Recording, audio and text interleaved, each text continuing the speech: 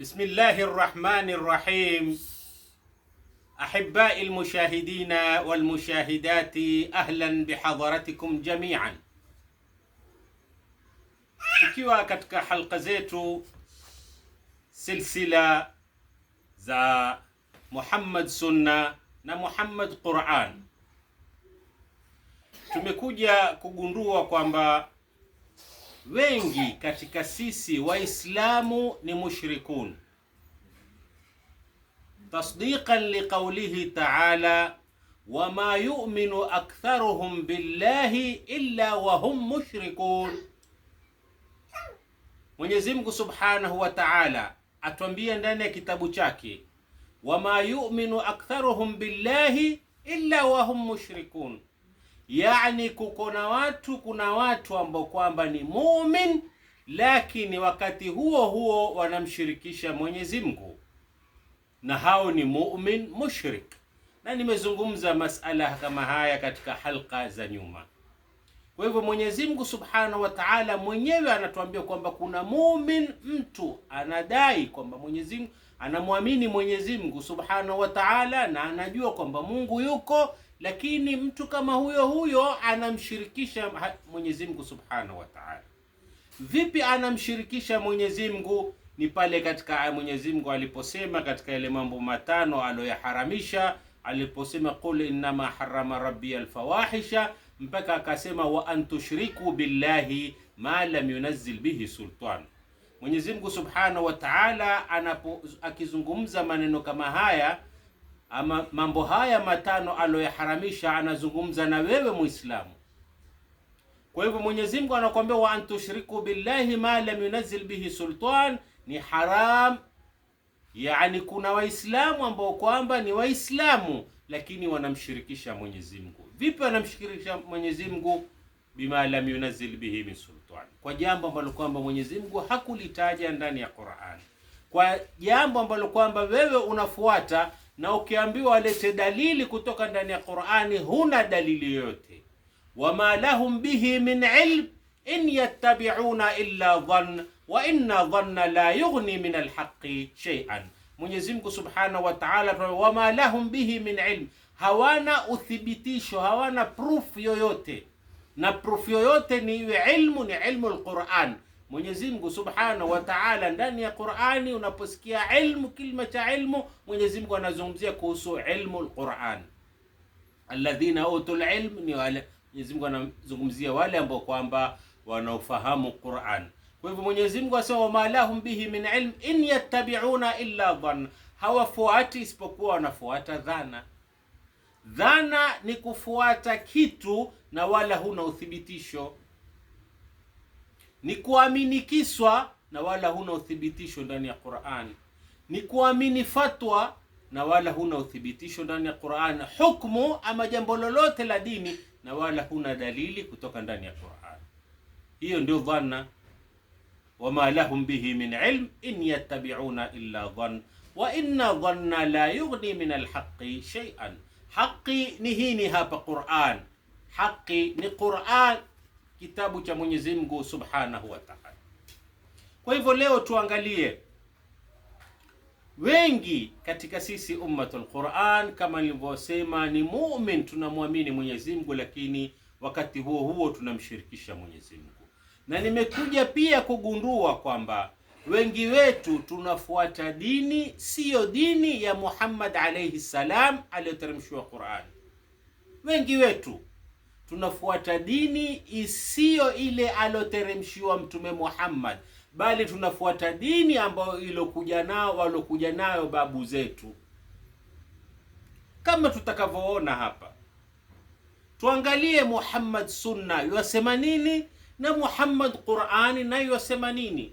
Utakuta ni vitu tofauti kabisa, baina samaa wal ardh, vitu tofauti kabisa. Sasa jiulize, vipi wewe huku ufuate vitu vyote viwili? Wewe utakuwa ni munafik, mudhabdhabina baina dhalika, la ilaha haulai wala ilaha haulai. Wewe huku huko na huku huko, Manake sasa huwezi kwamba mwanadamu wewe unafuata dini kisha dini inakuja na maneno tofauti mawili na yote hatu uyafuate. Haiwezekani mtu kufuata yote mawili ukayafuata, la abadan. Haki siku zote ni moja, haki siku zote huwa ni moja. Kwa hivyo ni uchague wewe utamfuata Muhammad sunna ama utamfuata Muhammad Qur'an. Tuangalie Muhammad sunna yatuambia nini. Muhammad sunna asema kwenye hadithi ambayo kwamba rawahu al-Bukhari wa Muslim, utaipata kwenye vitabu vya Bukhari na vitabu katika kitabu cha Muslim, ambacho kitabu cha Bukhari wanadai wakisema kwamba asahha kitabu baada kitabullah, kwamba hicho ndio kitabu sahihi baada ya Qur'an. Astaghfirullah, yani Qur'ani baada ya Qur'ani kitabu kilicho sahihi ni sahihi al-Bukhari. Sasa tuangalie hicho kitabu ambacho kwamba ni asahha kitabu baada kitabullah chasema nini. Chasema hivi, hadithi an Abi Huraira, na nimemtaja Abu Huraira, nitawaeleza baadaye kuhusu kwa nini maneno kama haya ama ameyatoa wapi maneno kama haya. Asema kwamba Mtume Muhammad alayhi salam amesema, na Mtume Muhammad hawezi kusema maneno kama haya. Amesema nini? Laula Hawwa lam takhun untha zawjaha ad-dahr. Yani Mtume Muhammad amesema kwenye hadithi, laula Hawwa, lau sio Hawa, lam takhun untha zawjaha ad-dahr, mwanamke angekuwa hamukhini mumewe milele. Lakini maadamu Hawa amemuhini Adam, amembetray Adam, amemwendea kinyume Adam, basi na wanawake wote walofuatia nao wakawa ni wenye kukhini waume zao. Laula Hawa, yani lawama yateremshiwa mwanamke. Laula Hawa, lau sio Hawa, lam takhun untha zawjaha, yani mwanamke unapoona amemukhini mume wake, amembetray mume wake, basi ujue kwamba Hawa ameanza Hawa na chanzo ni Hawa. Yani sababu ya saa hii mwanamke kumkhini mume wake ni sababu yenyewe ni Hawa, yani asingiziwa mwanamke, ambapo Muhammad Qur'ani atuambia wa aswa adamu rabbahu faghawa. Muhammad Qur'an anasema wa aswa adamu rabbahu, risala aloteremshiwa Mtume Muhammad alayhi salam ambaye ni Muhammad Qur'an anasema wa aswa adamu rabbahu faghawa, yani Adam ndio aloaswi. Yani hadithi inakuja kutuambia kwamba mimi nafahamu zaidi kuliko huyo alowaambia kwenye Qur'an. Yani mimi hiyo kichokiswa nakijua zaidi kuliko huyo alowaambia, na hakuna anayekijua kiswa hicho kwa sababu ilikuwa ni mambo ya ghaib. Mtume Muhammad hayajui mambo kama haya, alomwambia ni Mwenyezi Mungu alayhi subhanahu wa ta'ala. Kwa hivyo Mwenyezi Mungu amemwambia katika habari kama hiyo, Adam ndio aloaswi. Fatalaqa Adamu min rabbihi kalimat fataba alayhi, akaomba toba nani? Adam. Sasa vipi kuingizwe mwanamke hapa? Yani sisi tumekuwa twajua, ama mwenye riwaya kama hini amekuwa anajua zaidi kuliko Mwenyezi Mungu Subhanahu wa Ta'ala. Atunabbiuna Allaha bima la ya'lamu, je, munazungumza habari kwa Mwenyezi Mungu ambazo habari zenyewe hata Mwenyezi Mungu hazijui? Mwenyezi Mungu anavyojua na alivyotuambia katika Qur'an, wa aswa adamu rabbahu. Lakini riwaya inakuja inatuambia kwamba la laula Hawa lam takhun untha zawjaha ad-dahr, yani sababu ni Hawa ya Adam alayhi salam kutolewa kama wanavyodai alayhi salam, kwa sababu Adam sio mtume.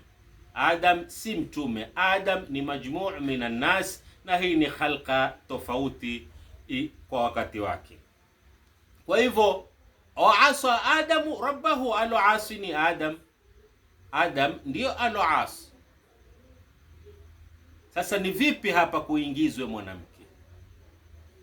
Mwenyezi Mungu Subhanahu wa Ta'ala atuambia, wa an taqulu ala Allahi ma la ta'lamun. Atuambia katika mambo matano baada ya kusema wa an tushriku billahi ma lam yunzil bihi sultan. Mwenyezi Mungu atuambia wa an taqulu ala Allahi ma la ta'lamun, na kusema Mwenyezi Mungu na wala huna uthibitisho wowote kutoka ndani ya Qur'an. Kwa hivyo laula Hawa lam takhun untha zawjaha, haya ni maneno tofauti na maneno aliyosema Mwenyezi Mungu Subhanahu wa Ta'ala. Mwenyezi Mungu atuambia wa aswa Adamu rabbahu faghawa. Jambo lingine kuthibitisha kwamba Muhammad Qur'an hawezi kusema maneno kama haya, kwa sababu Muhammad Qur'an alikuwa akiifahamu Qur'ani vizuri. Na Muhammad Qur'ani kama Mwenyezi Mungu alivyotuambia, wama ala rasuli illa albalagh, kazi ya Mtume Muhammad ni kufikisha ujumbe basi, hafai kuongeza chochote wala kupunguza chochote. Sasa njoo tuangalie kuthibitisha uthibitisho mwingine kwamba haya maneno sio alokuja nayo Muhammad Qur'an. Hadithi inasema laula Hawa, imemtaja Hawa mwanamke, yani kuna mwanamke anaitwa Hawa. Swali linakuja, hili jina la Hawa mume litoa wapi? Soma Qur'ani kuanzia Fatiha mpaka Suratun Nas, hutokuta neno la Hawa. Kwa hivyo mmelitoa wapi hili jina la Hawa? Atunabbiuna Allaha bima la ya'lamu. Mwenyezi Mungu Subhanahu wa Ta'ala kama alikuwa kuna Hawa angemtaja ndani ya Qur'an, lakini Mwenyezi Mungu hajataja. Mwenyezi Mungu ametaja Adam, akataja Maryam, akataja Muhammad, akataja Zakaria, amewataja. Sasa hili jina la Hawa tumelitoa wapi? Wa an tushriku billahi ma lam yunzil bihi sultan. Hii ndiyo shirki ya kufuata mambo ambayo kwamba Mwenyezi Mungu Subhanahu wa Ta'ala hakuyataja. Na mambo kama haya utayapata kwenye vitabu vya Taurati, sio Taurati la, kwenye vitabu ambavyo kwamba baada ya Taurati, kwenye Mishnah na kwenye Talmud, vitabu vya Kiyahudi ambavyo kama sisi vile tuko na Sahih Muslim, Sahih Bukhari, nao wako na vitabu vyao. Sio kwenye Taurati hupati jina la Hawa. Kwenye Injili ambayo kwamba ni ya lugha ya Aramia ya Isa alayhi salam hupati jina la Hawa, bali utapata kwenye vitabu vingine. Kwa hivyo Mwenyezi Mungu Subhanahu wa Ta'ala, hili jina la Hawa tumelitoa wapi? Kwa hivyo Mtume Muhammad hawezi kusema jambo ambalo kwamba Mwenyezi Mungu hajamwambia. Hiki kiswa Mtume Muhammad lau si Mwenyezi Mungu kumwambia angekuwa hakijui. Kwa hivyo Mwenyezi Mungu ndo alivyomwambia, na alipomwambia hakutaja neno la Hawa ama kwamba kuna mwanamke anaitwa Hawa, la abadan, hakutaja. Mwenyezi Mungu amwambia Mtume Muhammad, walau taqawwala alaina ba'd al-aqawil la akhadhna minhu bilyamin thumma laqata'na minhu alwatin. Mwenyezi Mungu amwambia Mtume Muhammad, lau utazungumza maneno yani ya kutoka kwako, basi la akhadhna minhu bilyamin, tutakushika wewe bilyamini, kwa hichi kitanga chako cha mkono. Thumma laqata'na minhu alwatin, kisha tutakata zile communication zote tulizonazo sisi na wewe. Yani takuwa hakuna tena mawasiliano baina ya Allah na Muhammad alayhi salam. Akifanya nini? Akisema maneno ama akiongeza maneno katika dini ambayo kwamba sio ya kutoka kwa Mwenyezi Mungu Subhanahu wa Ta'ala. Vipi leo uje kuniambia kwamba Muhammad alayhi salam anasema kwamba laula Hawa? Muhammad Qur'an hajui Hawa. Muhammad Qur'an ajua wa aswa Adamu rabbahu faghawa. Muhammad Qur'an anajua Adam peke yake, wala hajui neno Hawa ama kuna mtu anaitwa Hawa. Mwenyezi Mungu anatuambia ndani ya Qur'ani, wama kana rabbuka nasiya. Mwenyezi Mungu hajasema, Mwenyezi Mungu anasema wama kana Allah, kuwa Mola wako nasiya, ni mwenye kusahau. Yani Mwenyezi Mungu hajasahau chochote ndani ya Qur'ani kutuambia, mpaka aje mtu mwingine baada ya miaka 1000 na aje kutuambia, ama baada ya miaka 100 na aje kutuambia kwamba kuna Hawa. La. Kwa hivyo tumemsikia Muhammad Qur'an na Muhammad Sunna ni mambo mawili tofauti. Muhammad Sunna atuambia kwamba an-nisa'u naqisatu aqli wa dini. Muhammad Sunna anasema kwamba wanawake naqisatu aqli, wako na upungufu wa akili na dini. Huyu ni Muhammad Sunna. Yani mwanamke amepungua akili, yani akili yake haijakamilika. Ndio utakuta baadhi ya mashekhe wanatuambia kwamba mwanamke lazima awe na mume wa kumuongoza, kwa sababu mwanamke akili yake ina upungufu, kulingana na hadithi kama hii. Lakini tuangalie Muhammad Qur'an anatuambia nini? Muhammad Qur'an anasema walaqad karramna bani adam, walaqad karramna bani adam. Mwenyezi Mungu anasema hakika tumemtukuza huyu mwanaadam, na mwanaadam ni mume na mke. Mwenyezi Mungu hajasema walaqad karramna rijal, tumewatukuza wanaume. La, bani adam ambaye ni mume na mke. Na kutukuzwa hapa ni kwamba wewe mwanadamu, kukutukuzwa kwenyewe ni kwamba wewe Mwenyezi Mungu Subhanahu wa Ta'ala amekupa akili ambao viumbe vingine vyote hawajapewa akili, hata malaika hawajapewa akili. Ndio Mwenyezi Mungu akasema walaqad karramna bani adam, na hakika tumemtukuza huyu mwanaadam. Wewe leo waje kutuambia kwamba Muhammad Sunna anasema an-nisa'u naqisatu aqli wa dini.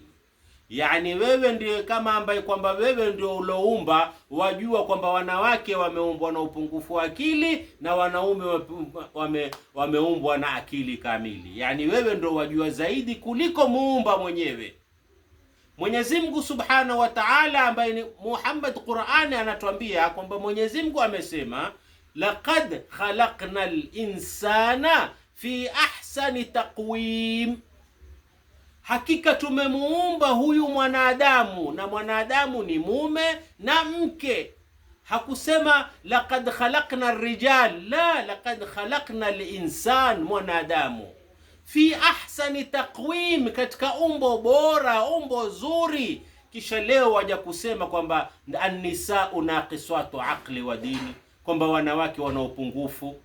Mwenyezi Mungu asema amewaumba umbo bora hawa wanadamu, yani ameumba yani kwa namna ahsani, ilo bora zaidi. Wewe leo waja kusema kwamba wana upungufu wa akili. Na ndio mpaka tukaona katika sheria ya dini ambayo kwamba sio alokuja nayo Mtume Muhammad, walikuwa mwanamke kwamba hana thamani mbele yao, mpaka hata wakati wa urathi, ikiwa mwanamke ana haki ya kurithi ama amerithi mali, basi haruhusiwi kukontrol, yani kunawekwa mume ndio akontrol yale mali, wala sio mwanamke. Angalia namna ya dhulma ilivyokuwa wakati kama huo. Yani mwanamke akiwa anataka kurithi mali, basi haruhusiwi mwanamke arithi mali, ni ya mwanamke arithi, lakini la, analetwa mwanamume, yeye ndiye awe ana control yale mali, wala sio mwanamke. Kwa sababu gani? Kwa sababu la nisa'u naqisatu aqli, wako na upungufu wa dini. Na ndio kwenye tafsiri wala tu'tu nisaa wala tu'tu sufahaa amwalakum, wala musiwape sufaha. Sufaha ni mtu ambaye kwamba hajifahamu, yani hafahamu mambo, hana uwerevu wowote wa kitu. Hao ndio sufaha Mwenyezi Mungu. Mwenyezi Mungu anasema hao wasipewe mali yao. Mufassiruna wanatuambia nini? Fungua vitabu vya tafsiri uone, wanakuambia kwamba as-sufaha humun nisa, sufaha ni wanawake. Yani yukharifuna al-kalam, wanageuza maneno an mawadhihi, wanageuza maneno. Mwenyezi Mungu amesema sufaha, hakusema an-nisa. Waman adhlamu mimman iftara ala Allahi kadhiban au kadhaba bilhaqqi lamma jaahu alaysa fi jahannama mathwan lilkafirin. Mwenyezi Mungu Subhanahu wa Ta'ala anatuambia kwamba waman adhlamu, nani aliyedhalimu zaidi kuliko yule ambaye kwamba anamzulia Mwenyezi Mungu urongo? Huyo ndiye dhalim zaidi. Mwenyezi Mungu amesema as-sufaha. As-sufaha anaweza kuwa ni mume, anaweza kuwa ni mke, lakini wao mufassiruna wanatuambia kwamba la, as-sufaha ni mwanamke. Kwa hivyo hafai kuwa na mali, lazima kuwe na mwanamume, kwa sababu mwanamume yuko na akili timamu, lakini mwanamke hana akili timamu, ana upungufu wa akili. Haya ndio tunayoyasikia katika Muhammad Sunna. Amma Muhammad Qur'an atuambia kwamba laqad khalaqna al-insana fi ahsani taqwim. Akili ya mume na akili ya mke hazina tofauti yoyote, ni kila mmoja na bidii yake, na kila mmoja kulingana na ule uwezo wake wa ufahamu. Lakini hakuna hawa wameumbwa na upungufu wa akili, hawa wameumbwa na akili kamili. Muhammad Sunna wamemuweka na wamemuingiza katika sifa, wanampa Muhammad Sunna yuko na maradhi ya pedofile. Muhammad Sunna yuko na maradhi ya pedofile. Hadithi ambayo kwamba utaipata kwenye Bukhari, kwenye Muslim na vitabu vingineo, yasema kwamba Nana Aisha amesema, yani asingiziwa Nana Aisha maneno kama haya, amesema tazawajani rasul, yani amenioa mtume, wa ana bintu sitti, na mimi ni binti wa miaka 6, wa dakhala bia wa ana bintu 9 sinin, na akaniingilia na mimi ni binti wa miaka 9. Astaghfirullah. Na Mtume Muhammad bari'u min hadha, yuko mbali na haya maneno, na Mtume Muhammad alayhi salamu atakwenda kuwaepuka watu kama hao kesho ya Al-Qiyama, wanaoitakidi maneno kama haya kwamba mtume ana maradhi ya pedofile.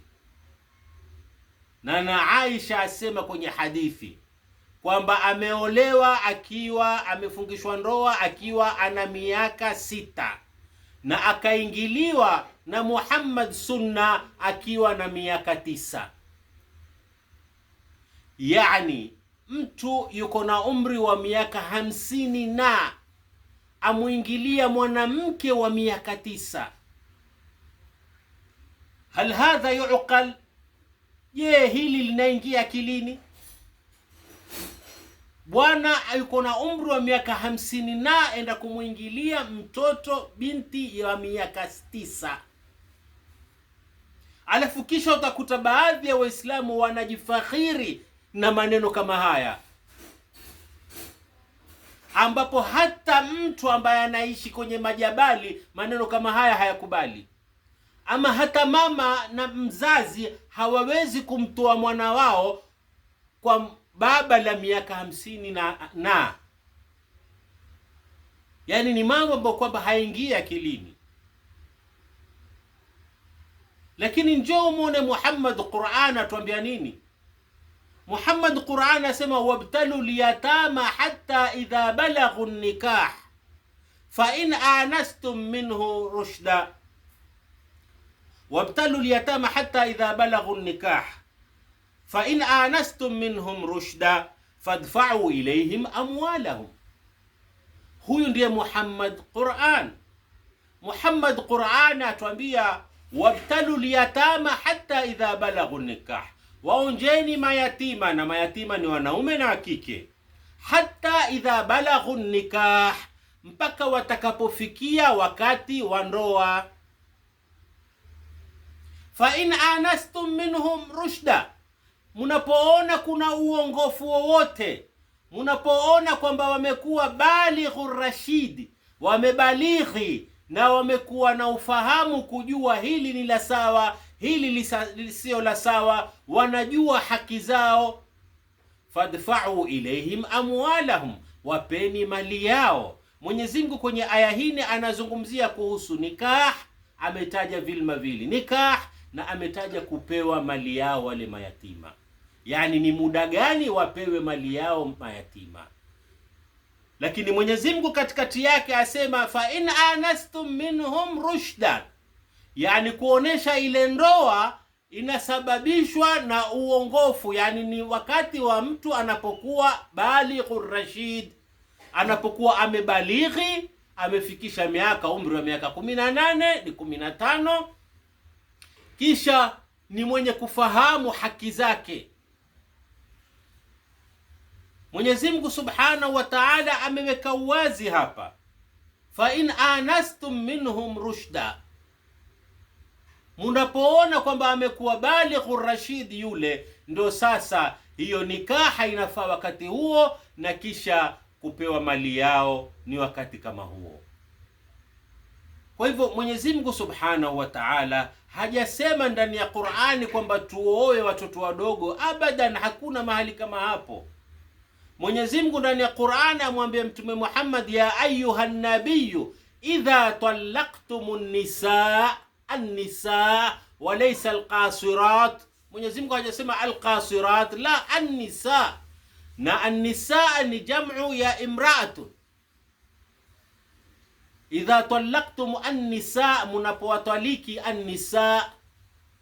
So Mwenyezi Mungu anazungumza masala ya ndoa, na hapa kwenye ndoa anayezungumziwa ni an-nisaa, ni mwanamke, wala sio al-qasirati chini ya miaka ambayo kwamba hajabalighi. Kwa hivyo Mwenyezi Mungu Subhanahu wa Ta'ala anazungumzia an-nisaa, na an-nisaa ni jamu ya imra'atun, na imra'atun inatokana na kilma cha maraa katika lugha ya Kiarabu, na ndio kwa lugha ya Kiarabu tunasema mara'at ta'am, yani chakula kimeiva na kiko tayari.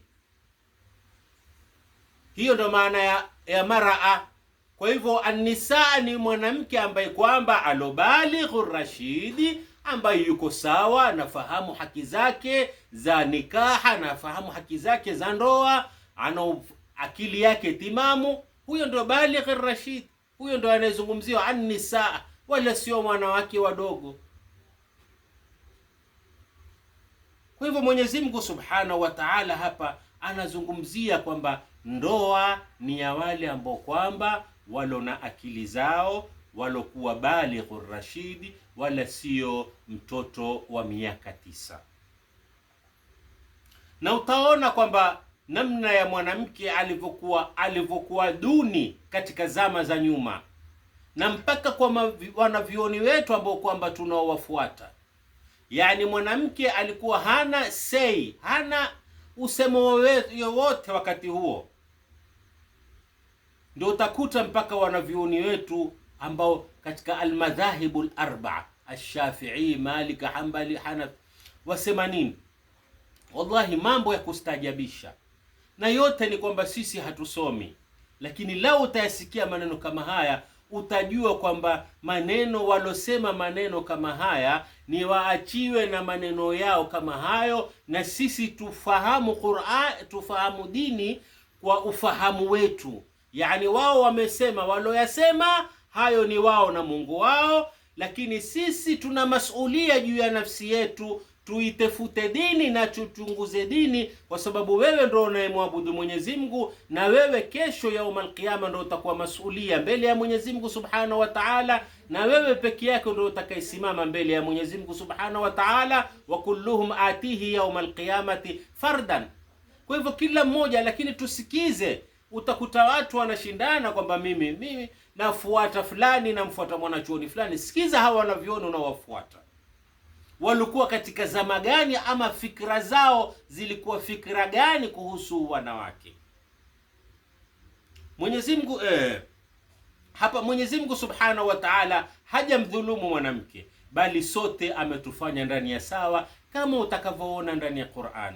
Hajamdhulumu yoyote kwamba huyu ni mbora juu ya huyu na huyu. Lakini angalia wanavioni wanne wanasema nini kuhusu mwanamke.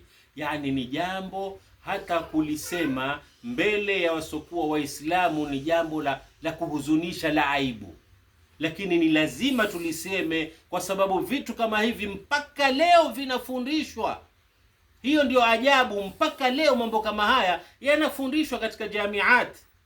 Wanasema nini kuhusu mwanamke? Wanasema anna zauja la yajibu alayhi nafaqata alilaji wadawaa li zawjatihi almaridha. Astaghfirullah.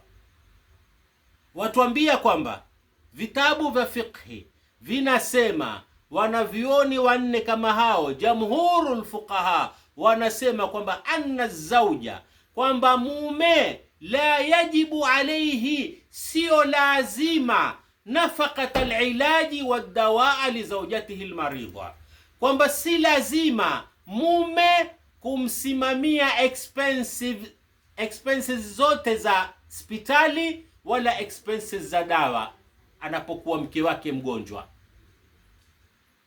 Hii ni fiqhi inasomeshwa kwenye madaris almadhahib arba. Jamhurul fuqaha wanasema haya, kwamba wewe mume si lazima mkeo anapokuwa mgonjwa kumgharamikia magharama ya hospitali na gharama ya dawa. Si lazima. Kwa sababu gani? Kwa sababu mke yuko hapo, kazi yake ni kukustaresha wewe na kukupikia wewe na kukuangalia wewe. Kwa hivyo akiwa mgonjwa ana faida gani? Ni hivyo. Huyu ndio mwanamke ambaye kwamba yuko katika vitabu vyetu vya turath. Mwenyezi Mungu ndani ya Qur'an atuambia waashiruhunna bil ma'ruf. Hii ndio maarufu, kwamba usimsimamie gharama mkeo ambaye kwamba mkeo amekuzalia watoto, mkeo anayekuangalia nyumbani, mkeo ambaye kwamba ni life partner, mkeo ambaye kwamba wakati wa ndoa Mwenyezi Mungu anasema wa akhadna minkum mithaqan ghalidhan, mumetukua agreement ambayo kwamba ghalidhan, nzito. Alafu leo waje kutufundisha maneno kama haya. Kwa hivyo ndugu Waislamu, ni lazima turudi ndani ya Qur'an. Qur'ani pekee ndiyo mwongozo utakaokuongoza wewe katika siratul mustaqim. Wa anna hadha sirati mustaqima fattabi'uhu wa la tattabi'u subula fatafarraqa bikum an sabili. Wa anna hadha sirati mustaqim, hiyo ndio sirati mustaqim, hii ndio sirati mustaqim. Fattabi'uhu, ifuateni hini. Wala tattabi'u subula, subula ndio hizo Sahih al-Bukhari, Sahih Muslim, kutubul fiqh, jamhur fuqaha, hizo ndio subula. Fatafarraqa bikum an sabili, na watu wote sote fatafarraqa bikum, tumefarikiana katika njia ya sawa. Kwa sababu gani? Kwa sababu hajarna kitabullah. Waqala ar-rasulu ya rabbi inna qaumi ittakhadhu hadha al-Qur'ana mahjura, tumekigura kitabu cha Mwenyezi Mungu Subhanahu wa Ta'ala. Kwa hivyo ndugu Muislamu, yataka ujijue wewe uko wapi.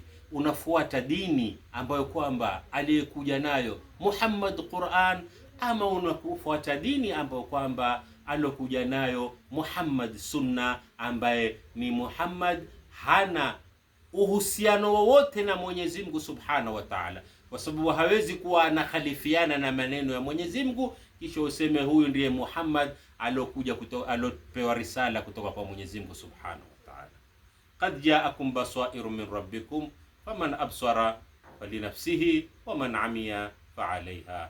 Wa ila liqa'in akhar bi mashi'atillah. Wassalamu alaykum wa rahmatullahi wa barakatuh.